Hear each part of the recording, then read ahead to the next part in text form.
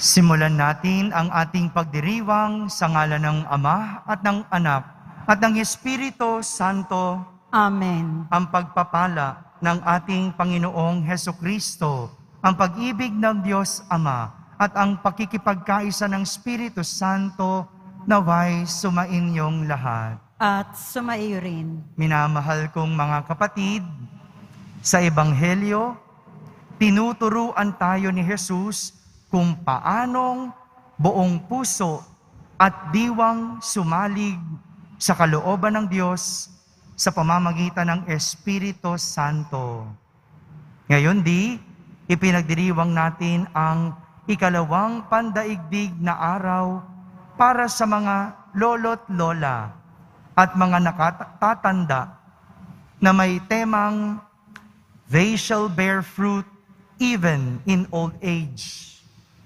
Pagdasal po natin sila sa misang ito, lalong-lalo na yung mga yumaong mahamahal natin sa buhay, mga may sakit, upang madama nilang ganap ang pag-ibig ng Diyos sa pamamagitan ng kanilang mga pamilya at mga taong handang kumalinga sa kanila. Upang tayo'y maging marapat gumanap sa banal na pagdiriwang, aminin muna natin at pagsisihan ang ating mga kasalanan. Inaamin ko sa makapangyarihang Diyos At sa inyo mga kapatid, na lubha akong nagkasala sa isip, sa salita at sa gawa, at sa aking pagkukulang, kaya isinasamo ko sa mahal na Birheng Maria, sa lahat ng mga anghel at mga banal, at sa inyo mga kapatid, na ako'y ipanalangin sa Panginoong ating Diyos. Kaawan tayo na makapangyarihang Diyos, patawarin tayo sa ating mga kasalanan at patnubayan tayo sa buhay na walang hanggan. Amen. Panginoon, kaawaan mo kami. Panginoon, kaawaan mo kami. Kristo, kaawaan mo kami. Kristo, kaawaan mo kami. Panginoon, kaawaan mo kami. Panginoon, kaawaan mo kami.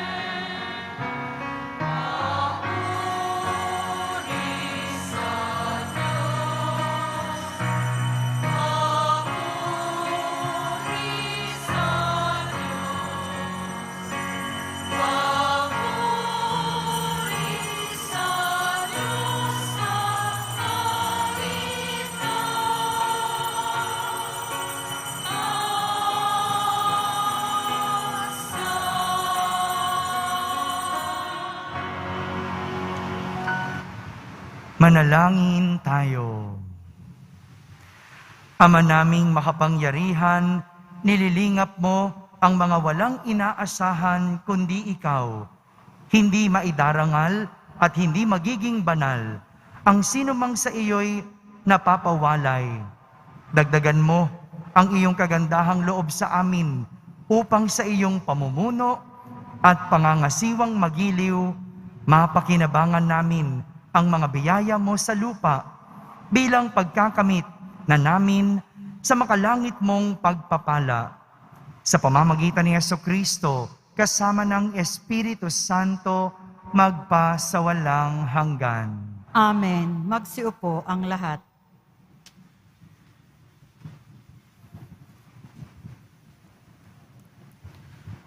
Pagbasa mula sa aklat ng Henesis.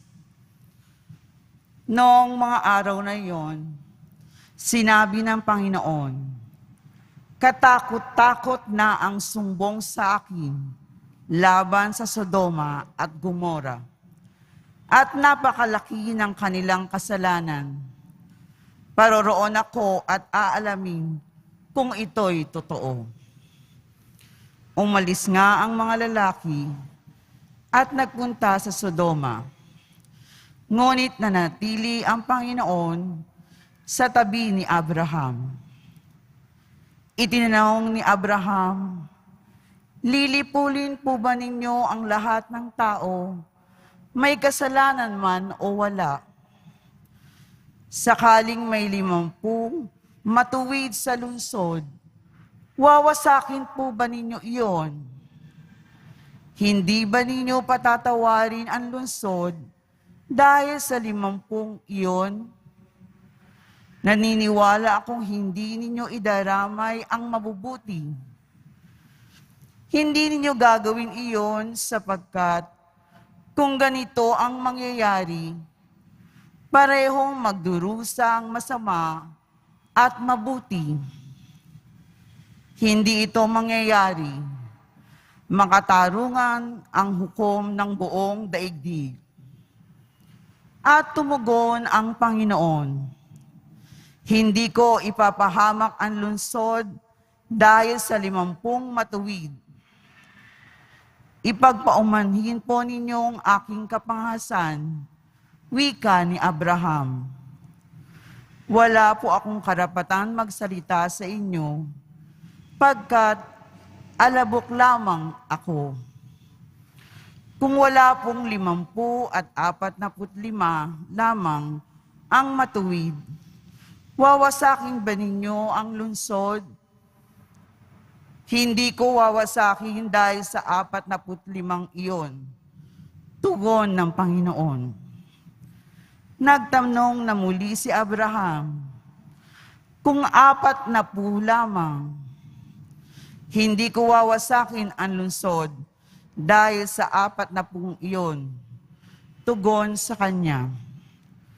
"Huwag sana kayong magagalit. Magtatanong pa po ako.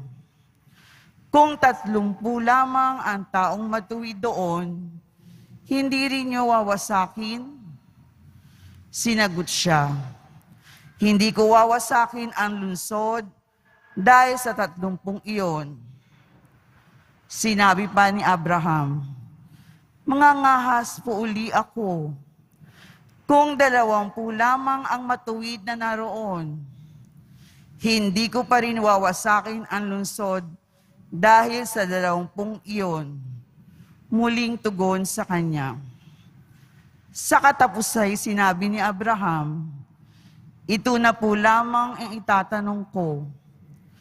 Kung 10 lamang ang matuwid na naroroon, hindi ko pa rin wawasakin ang lungsod dahil sa 10 iyon." Tugon ng Panginoon. Ang salita ng Diyos. Salamat sa Diyos. Noong ako'y tumawag, tugon mo'y aking tinanggap. Noong ako ay tumawag, tugon mo'y aking tinanggap. Ako poon, buong pusong aawit ng pasalamat. Sa harap ng mga anghel, pupurihin kitang ganap. Sa harap ng iyong templo, ay yuyuko at gagalang.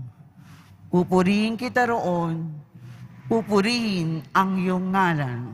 Noong ako ay tumawag, tugon mo'y aking tinanggap.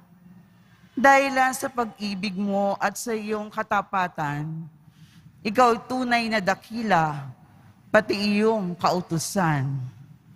Noong ako ay tumawag, tinanggap ko ang tugon mo. Sa lakas mong itinulong, ay lumakas agad ako. Noong ako ay tumawag, tugon mo'y aking tinanggap. Kung ang Diyos mang Panginoon ay dakila at mataas, hindi niya nililimot ang aba at may hirap. Kumublimay kita niya, yaong hambog at pasikat, kahit ako'y nababatbat ng maraming suliranin, ako'y walang agam-agam, panatag sa iyong piling. Noong ako ay tumawag, tugon mo'y aking tinanggap. Nakahandang harapin mo, mapupusok kong kaaway. Ligtas ako sa piling mo, sa lakas ng iyong taglay. Yaong mga pangako mo, ay handa mong tubing lahat. Ang dahilan nito poon, pag-ibig mo'y di kukupas, at ang mga sinimulang gawain mo'y magaganap. Noong ako ay tumawag, tugon mo'y aking tinanggap.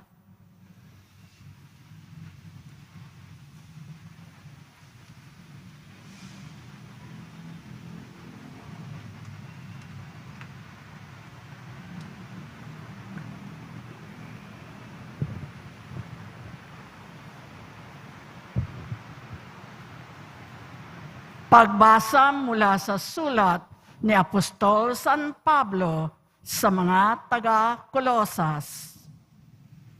Mga kapatid, noong kayo'y binyagan, nalibing kayong kasama ni Kristo at muling nabuhay na kasama niya dahil sa inyong pananalig sa kapangyarihan ng Diyos na muling bumuhay sa Kanya.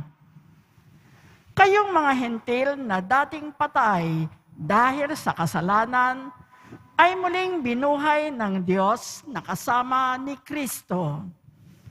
Pinatawad niya tayo sa ating mga kasalanan at pinawalang bisa ang lahat ng kasulatan laban sa atin, pati mga pananagutang kaugnay nito. Pinawi niya ang lahat ng ito nang ipako siya sa krus. Ang salita ng Diyos. Salamat sa Diyos. Magsitayo po ang lahat.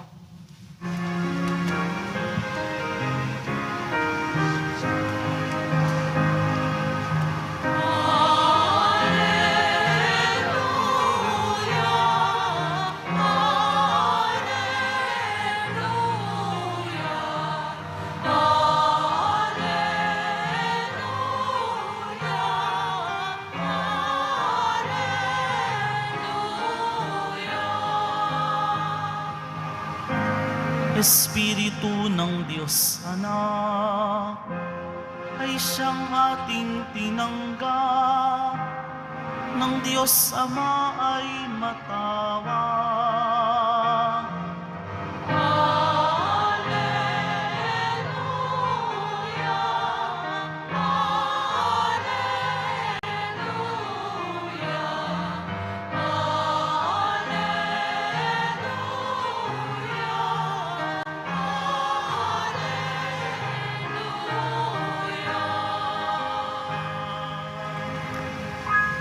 Sumainyo ang Panginoon. At sumaiyo rin. Ang mabuting balita ng Panginoon ayon kay San Lucas. Papuri sa iyo, Panginoon.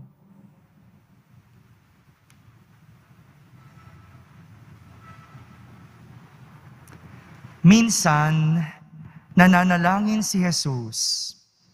Pagkatapos niya, sinabi ng isa sa kanyang mga alagad, Panginoon, turuan po ninyo kaming manalangin, katulad ng ginawa ni Juan sa kanyang mga alagad.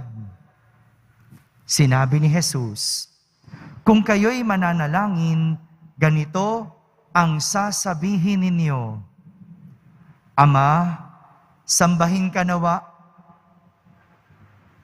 nawa ang ngalan mo. Magsimula na sana ang iyong paghahari. Bigyan mo kami ng aming makakain sa araw-araw at patawarin mo kami sa aming mga kasalanan sapagkat pinatatawad namin ang bawat nagkasala sa amin. At huwag mo kaming iharap sa mahigpit na pagsubok. Sinabi pa rin niya sa kanila, ipalagay natin na ang isa sa inyo'y nagpunta sa isang kaibigan, isang hating gabi at nagsabi, Kaibigan, bigyan mo muna ako ng 3 tinapay. Dumating kasi ang isa kong kaibigang naglalakbay at wala akong maihain sa kanya. At ganito naman ang sagot ng kanyang kaibigan sa loob ng bahay. Huwag mo nga akong gambalain. Nakatarang ka na ang pinto at nakahiga na kami ng aking mga anak. Hindi na ako makababangon pa upang bigyan kita ng iyong kailangan.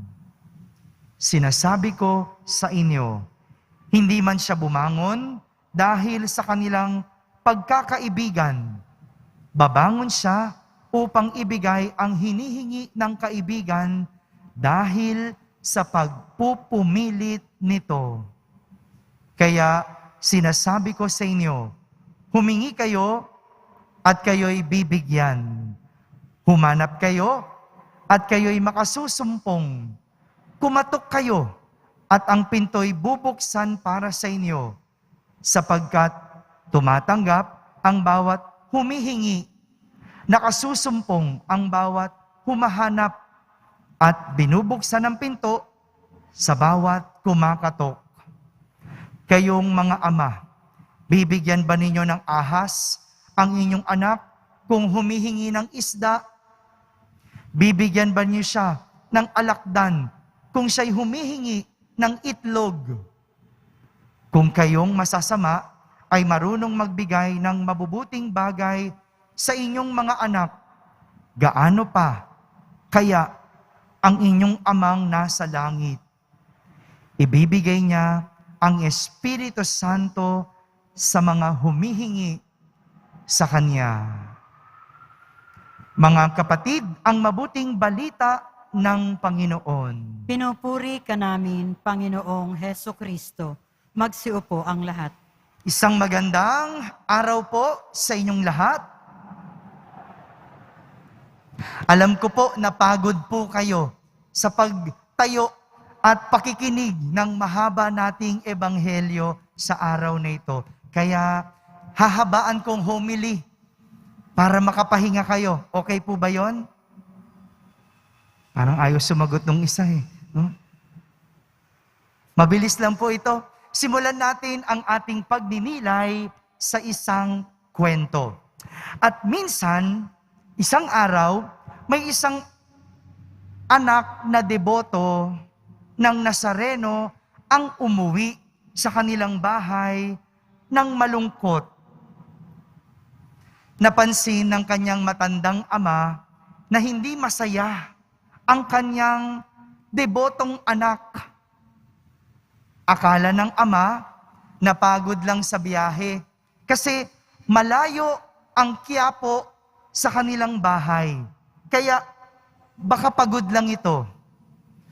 Ngunit nang isara ng kanyang anak ang pinto ng kanyang kwarto, halos masira ito sa lakas ng pagkakasara. Dahil dito, pinuntahan ng matandang ama ang kanyang anak na deboto. Tinanong niya ito kung anong problema. Sumagot ang debotong anak, Tay, hindi ko na nakikita ang kabuluhan ng aking pagdedebosyon at pagdarasal. 10 taon na akong deboto at laging nagsisimba. 10 taon na akong balik ng balik sa Quiapo. Marami na akong pamasaheng nagastos. Marami na akong humilyang napakinggan. Siguro, 10,000 lahat. Pero sa lahat ng yon, wala akong matandaan. Parang wala akong nakuha sa aking pagdedebosyon. Wala namang nangyayari sa lahat ng aking pagdarasal at pagdedebosyon. Sayang lang ang lahat, kaya ayoko na. Ganyan din po ba ang nararamdaman nyo? Sayang, malungkot kapag galing sa Quiapo. Malungkot kapag hindi na pagbibigyan ang dasal. Nangiti yung ama at nagsimulang magkwento. Sabi niya, alam mo anak, kami ng nanay mo, 50 taon ng kasal. Magaling magluto ang iyong ina. At yun ang lagi kong binabalik-balikan. Kita mo naman, noong nagtatrabaho pa ako, kahit gabi na akong umuwi, pinipilit kong dito sa bahay kumain. Pinipilit kong tiisin ang gutom dahil gusto kong kainin yung niluluto ng nanay mo. Ngunit sa dami ng niluto ng nanay mong putahe, wala akong maalala kung kailan niya niluto ang putaheng iyon. Hindi ko nga maalala kung anong ulam natin noong isang araw. Pero isa lang ang alam ko, lahat ng pagkaing niluto ng nanay mo, pinalakas at pinanatili niya ako sa buhay. Mga kapatid, ito ang panalangin. Sabihin niyo nga po, panalangin. Ganito po ang nagagawa ng panalangin. Totoo, minsan parang walang kabuluhan ang ginagawa nating panalangin. Dahil hindi naman natutupad ang ating dinadalangin. Tila minsan hindi pinapakinggan kasi wala namang nangyayari sa atin. Mahirap pa rin tayo. May sakit pa rin tayo. May problema pa din tayo. Hindi natatapos o nauubos ang mga pinagdadaanan. Pero ganun pa man, hindi man natin pansin ang nagagawa ng panalangin sa atin, tayo ay napapanatili. Akala mo walang nangyayari. Akala mo hindi dinidinig. Akala mo walang kwenta ang iyong ginagawang pagdarasal. Pero tignan mo, nandito ka, buhay, at nananatili. Subukan mong itigil ang pananalangin, bukod sa ikaw ay maliligaw, ang iyong pananampalataya, sigurado, manghihina at maaring mamatay. Kaya naman, tinuturuan po tayo ng ating mga pagbasa kung paano manalangin. 2 lang po ang tatandaan kung paano manalangin. Una, dapat masigasig. Sabihin nyo nga po, masigasig. Ipinakita ni Abraham sa ating unang pagbasa kung paano maging masigasig. Nagalit kasi ang Panginoon sa iskandalong ginawa ng mga taga-Sodoma at Gomora. Kaya naman, naisip ng Panginoon na lipulin at parusahan ang mga tao. Ngunit nagdasal. Nagdasal si Abraham sa Panginoon at nakipagtawaran. Sabi niya, paano kung may 50 o kaya 45? Paano kung may 40, 30, 20 o 10 mabubuti sa lugar na iyon? Lilipulin mo pa rin ba? Parurusahan mo ba sila? Di ba minsan ganon tayo? Nakikipagtawaran tayo sa Diyos. Lord, sige na, kahit konti lang. Sige na Lord, ito lang. Promise, ito lang. Hindi ba minsan ganon? Si Abraham, paulit-ulit na dumalangin at paulit-ulit ding sumagot ang Panginoon sa kanya na hindi niya lilipulin o parurusahan ang mga tao para sa mga mabubuting natitira.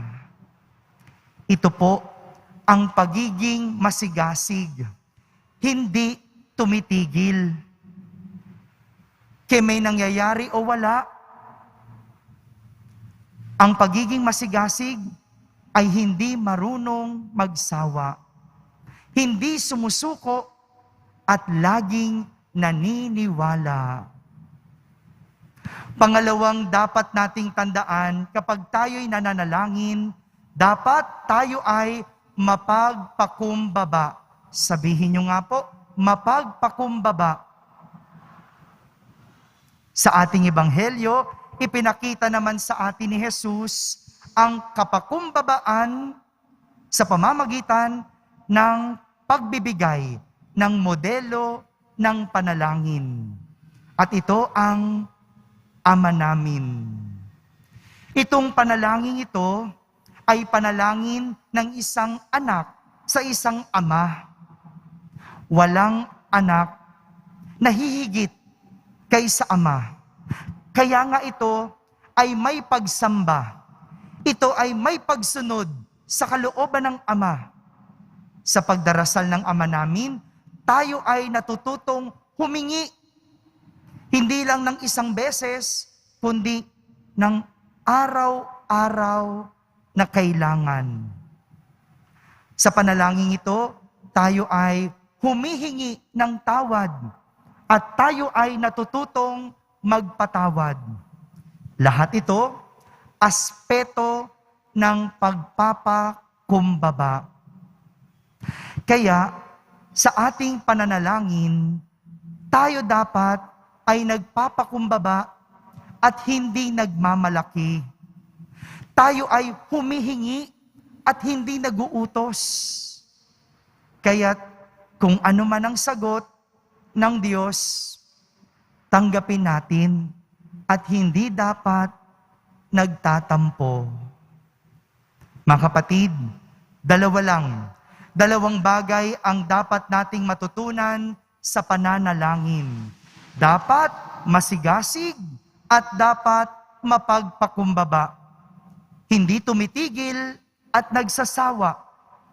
Dapat humihingi at hindi nagmamalaki. Amen? Amen. Magsitayo po tayong lahat at sabay-sabay nating ipahayag ang ating pananampalataya. Sumasampalataya ako Sa Diyos amang makapangyarihan sa lahat, na may gawa ng langit at lupa. Sumasampalataya ako kay Hesu Kristo, iisang anak ng Diyos, Panginoon nating lahat. Nagkatawang tao siya lalang ng Espiritu Santo. Ipinanganak ni Santa Mariang Birhen, pinagpakasakit ni Poncio Pilato, ipinako sa krus, namatay, inilibing. Nanaog sa kinaroroonan ng mga yumao, nang may 3 araw, nabuhay na mag-uli. Umakyat sa langit, naluklok sa kanan ng Diyos, amang makapangyarihan sa lahat. Doon magmumulat paririto at huhukom sa nangabubuhay at nangamatay na tao. Sumasampalataya naman ako sa Diyos Espiritu Santo, sa banal na simbahang Katolika, sa kasamahan ng mga banal, sa kapatawaran ng mga kasalanan, sa pagkabuhay na muli ng nangamatay na tao, at sa buhay na walang hanggan. Amen. Minamahal ko mga kapatid, tinuturuan tayo ni Jesus ng buong tiwalang manalangin sa Ama. Idinudulog namin sa iyo ang aming mga kahilingan at ng buong simbahan, kaya't buong sigasig at kapakumbabaan nating sambitin. Ama, dinggin mo ang iyong bayan. Ama, dinggin mo ang iyong bayan. Para kay Francisco na aming Papa, mga obispo, pari at diakono, masalamin nawa sa kanila ang pag-ibig mo, Ama, sa pamamagitan ng kanilang paglilingkod sa kapwa. Manalangin tayo. Ama, dinggin mo ang iyong bayan. Para sa mga pinuno ng aming bayan, ituring nawa nila ang kanilang sarili bilang mga tagapangalaga at tagapagtanggol ng mga dukha, mahina at walang tinig sa lipunan. Manalangin tayo. Ama, dinggin mo ang iyong bayan. Para sa mga pinanghihinaan ng loob, sanhi ng mga pagsubok at problema, manatiling bukas nawa ang kanilang puso sa kabila ng mga suliranin, sapagkat ikaw, Ama, ay sumasa kanila. Manalangin tayo. Ama, dinggin mo ang iyong bayan. Para sa mga nakatatanda, naway mapuspos sila ng galak at maging matatag sa anumang kanilang pinagdaraanan sa buhay. Patuloy nawa silang kalingain ng mga taong may tunay na malasakit. Manalangin tayo. Ama, dinggin mo ang iyong bayan. Para sa mga yumao, yakapin mo nawa silang mahigpit sa kanilang pagsapit sa iyong kaharian upang madama nilang ganap ang iyong pag-ibig at pagpapatawad. Manalangin tayo. Ama, dinggin mo ang iyong bayan. Sa katahimikan, ating ilapit sa Diyos ang ating mga pansariling kahilingan.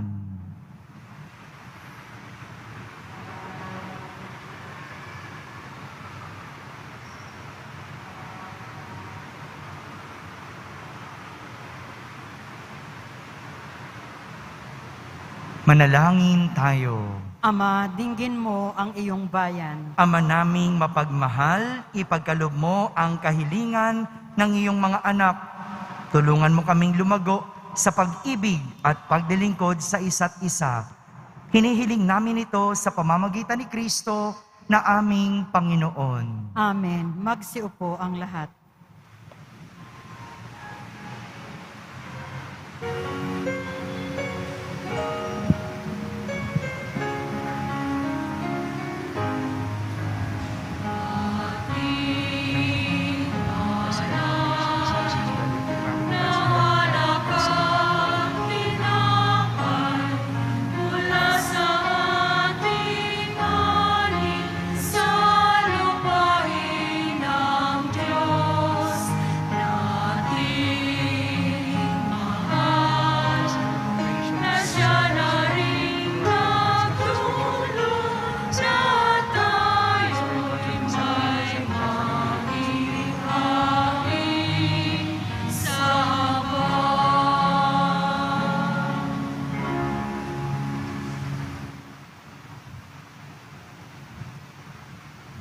Magsitayo po ang lahat. Manalangin kayo mga kapatid upang ang paghahain natin ay kalugdan ng Diyos amang makapangyarihan. Tanggapin nawa ng Panginoon itong paghahain sa iyong mga kamay, sa kapurihan niya at karangalan sa ating kapakinabangan at sa buong sambayanan niyang banal. Ama naming lumikha, tanggapin mo ang mga alay na sa iyo rin nagmula at ngayoy aming ginaganap ang iyong dambana upang sa aming ginaganap na pagdiriwang ang iyong paglingap ay magtaguyod sa tanan at magpabanal sa aming pamumuhay sa kasalukuyan at mag-akay sa amin sa ligayang walang katapusan. Sa pamamagitan ni Jesucristo, kasama ng Espiritu Santo, magpasawalang hanggan. Amen. Sumainyo ang Panginoon. At sumaiyo rin. Itaas sa Diyos ang inyong puso at diwa. Tinaas na namin sa iyo, Panginoon. Pasalamatan natin ang Panginoong ating Diyos. Marapat na siya ay pasalamatan. Ama naming makapangyarihan, tunay ngang marapat na ikaw ay aming pasalamatan sa iyong kagandahang loob, ay iyong ibinukod upang iyong maitampok sa kadakilaan mong lubos. Kahit na ikaw ay aming tinalikdan dahil sa aming pagkasalawahan, gumawa ka pa rin ng magandang paraang may manguna sa amin para ikaw ay balikan. Kaya't ang iyong minamahal na anak ay naging isa sa mga taong hamak upang may kapwa kaming makapagligtas sa aming pagkapahamak at pagkaligaw ng landas. Kaya kaysa ng mga anghel na nagsisiawit ng papuri sa iyo nang walang humpay sa kalangitan, kami nagbubunyi sa iyong kadakilaan.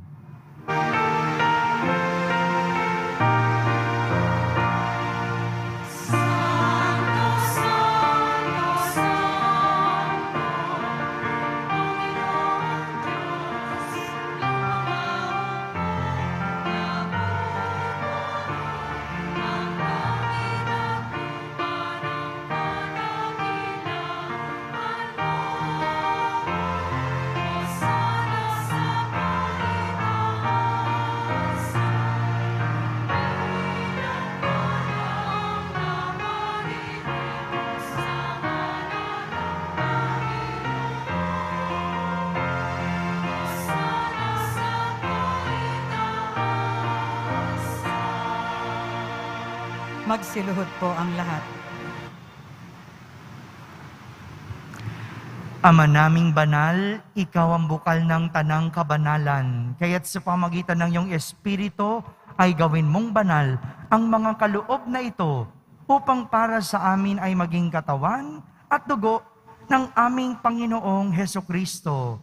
Bago niya pinagtiisang kusang loob na maging handog, hinawa kanyang tinapay, pinasalamatan kanya, pinaghati-hati niya iyon, iniyabot sa kanyang mga lagad at sinabi, "Tanggapin ninyong lahat ito at kanin, ito ang aking katawan na inihahandog para sa inyo."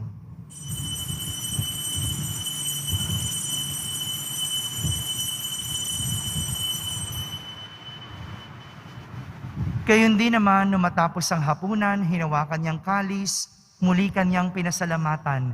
Iniabot niya ang kalis sa kanyang mga lagad at sinabi, "Tanggapin ninyong lahat ito at inumin. Ito ang kalis ng aking dugo, ng bago at walang hanggang tipan.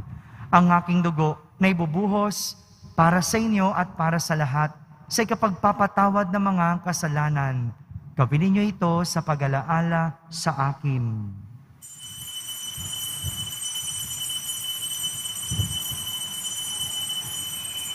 Magsitayo po ang lahat. Ipagbunyi natin ang misteryo ng pananampalataya. Si Kristo'y namatay, si Kristo'y nabuhay, si Kristo'y babalik sa wakas ng panahon. Ama, ginagawa namin ngayon ang pag-alaala sa pagkamatay at muling pagkabuhay ng iyong anak, kaya't inaalay namin sa iyo ang tinapay na nagbibigay buhay at ang kalis na nagkakaloob ng kaligtasan. Kami nagpapasalamat dahil kami iyong minarapat na tumayo sa harap mo para maglingkod sa iyo. Isinasamo namin kaming magsasalo-salo sa katawan at dugo ni Kristo ay mabuklod sa pagkakaisa sa pamamagitan ng Espiritu Santo. Ama, lingapin mong iyong simbahang laganap sa buong daigdig. Puspusin mo kami sa pag-ibig kaysa ni Francisco na aming Papa, ni Jose na aming Obispo at ng Tanang Kaparian. Alalahanin mo rin ang mga kapatid naming nahimlay na may pag-asang sila'y muling mabubuhay. Gayon din ang lahat ng mga pumanaw. Kawan mo sila't patuloyin sa iyong kaliwanagan. Kawan mo't pagindapating kaming lahat na makasalo sa iyong buhay na walang wakas. Kaysa na mahal na Birheng Maria na ina ng Diyos, ng kabiyak ng puso niyang si San Jose, kaysa ng mga apostol at ng lahat ng mga banal na namuhay dito sa daigdig ng kalugod-lugod sa iyo. May pagdiwang nawa namin ang pagpupuri sa kararangal mo sa pamamagitan ng iyong anak na aming Panginoong Hesukristo. Sa pamamagitan ni Kristo, kasama niya at sa Kanya, ang lahat ng parangal at papuri ay sa iyo, Diyos amang makapangyarihan, kasama ng Espiritu Santo, magpa sa walang hanggan.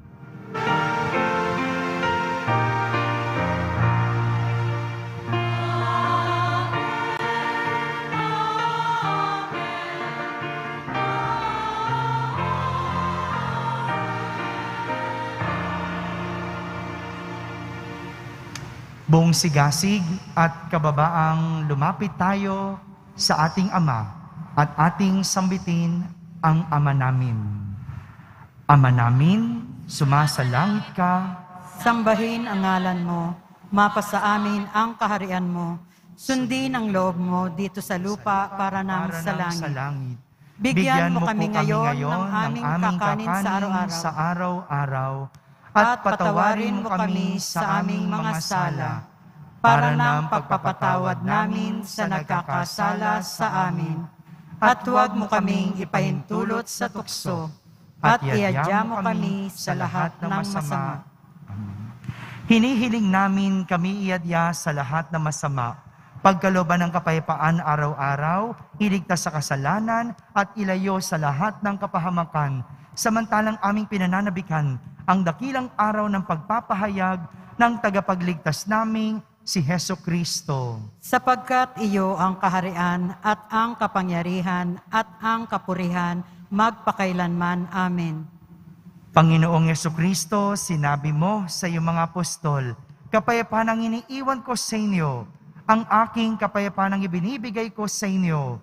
Tunghayan mo ang aming pananampalataya at huwag ang aming pagkakasala.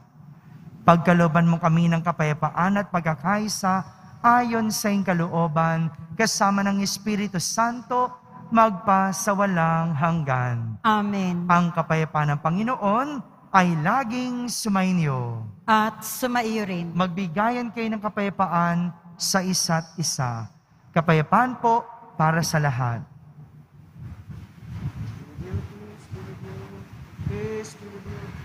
Kordero ng Diyos na nag-aalis ng mga kasalanan ng sanlibutan, maawa ka sa amin.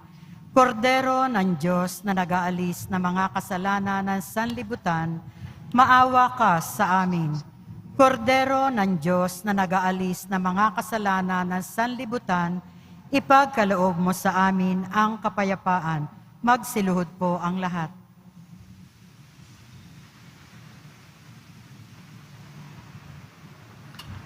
Ito ang kordero ng Diyos. Itong nag-aalis ng mga kasalanan ng sanlibutan. Mapalad ang mga inaaniyahan sa kaniyang piging. Panginoon, hindi ako karapat-dapat na magpatuloy sa iyo, ngunit sa isang salita mo lamang ay gagaling na ako. Ang katawan ni Kristo. Amen.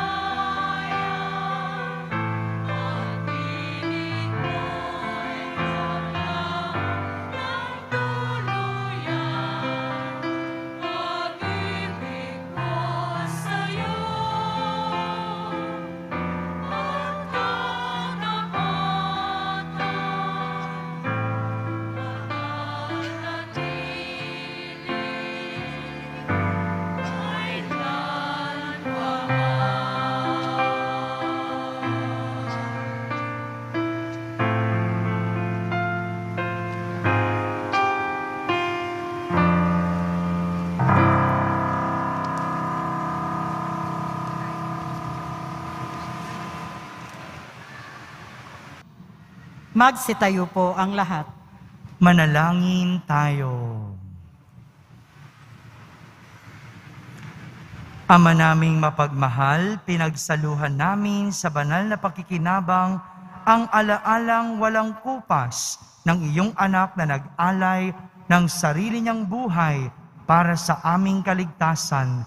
Ipagkaloob mong ito ay magdulot ng pag-unlad sa ipinamana niya sa aming pagdiligtas. Bilang tagapamagitan, kasama ng Espiritu Santo, magpasawalang hanggan. Amen. Panalangin para sa mga nakakatanda at mga lolo at lola. Yung mga lolo at lola na nagsimba sa araw na ito, magsiyuko po kayo habang kayo po ay aming pinagdarasal. Ama naming mapagmahal, bukal ka ng buhay at lahat ng biyaya, buong pagkalinga mo kaming itinataguyod sa bawat yugto ng aming buhay at binibigyan mo ito ng kaganapan kay Jesus na iyong anak na aming kapatid. Nagpapasalamat kami sa pagbibigay mo ng aming mga lolo at lola at mga nakatatanda upang maging aming gabay at pagbabahagi nila ng kanilang mayamang karanasan at karunungan na natamo sa pagdaan ng mga taon. Pinasasalamatan ka namin sa kanilang patotoo ng iyong pananatili at pagkalinga sa bawat kaganapan at pagbabago sa aming buhay. Basbasan mo sila ng tuwa at kapanatagan, ng kasiyahan sa mga bunga ng kanilang pagpapagal at ng tapat na pagmamahal ng kanilang pamilya. Patatagin mo sila sa pagtitiwala sa iyong mapagpagaling na awa sa harap ng mga pagkakamali at kasalanan ng panahong nagdaan. Maging maligaya nawa sila sa piling ng kanilang mga mahal sa buhay at mga kaibigan. Ipagadya mo sila sa lahat ng panganib at kasamaan na nagkukubli sa walang hanggang kapayapaan at galak sa iyong kaharian. Pagkalooban mo sila ng tiyaga at katatagan na pasanin ang krus ng sakit at kahinaan ng katawan. Tulungan mo silang tingnan ang kanilang mga hirap at pagtitiis bilang pakikiisa sa misteryong Paskwal ni Kristo. Ipagkaloob mo sa amin na kanilang mag-anak at mga kaibigan ang matatag na paninindigan at pananalig sa halaga at karangalan ng bawat tao na nilikha ng iyong kalarawan at tinubos ng sakripisyo ng iyong anak sa krus. Makatulong nawa ito na lagi namin silang alalayan, igalang at mahalin. Hinihiling namin ito sa pamamagitan ni Jesucristo kasama ng Espiritu Santo magpasawalang hanggan. Amen. Sumainyo ang Panginoon. At sumaiyo rin. Pagbabasbas ng Poong Yesus Nazareno. Mahal na Poong Yesus Nazareno, inihayag mo sa pamamagitan ng krus ang walang maliw na pag-ibig ng Diyos sa sangkatauhan. Pakinggan mo ang kahilingan ng iyong angkan na nagsusumamo sa iyo. Makamtanawan nila ang inyong katugunan at tanggapin ang kasagutan na may utang na loob na tinatanaw. Basbasan din po ninyo ang lahat na may karamdaman, nahihirapan, may mga dalang imahen at dasalan. Sa pamamagitan ng bendisyon na ito, naway maalala nila ang mga pangako nila noon sa binyag na ikaw ang kanilang iibigin at paglilingkuran bilang Panginoon magpasawalang hanggan. Amen. At pagpalain kayo ng makapangyarihang Diyos, Ama, Anak, at Espiritu Santo. Amen. Tapos na po ang ating pagdiriwang, humay kayong taglay ang pag-ibig at kapayapaan ng Poong Jesus Nazareno. Salamat sa Diyos.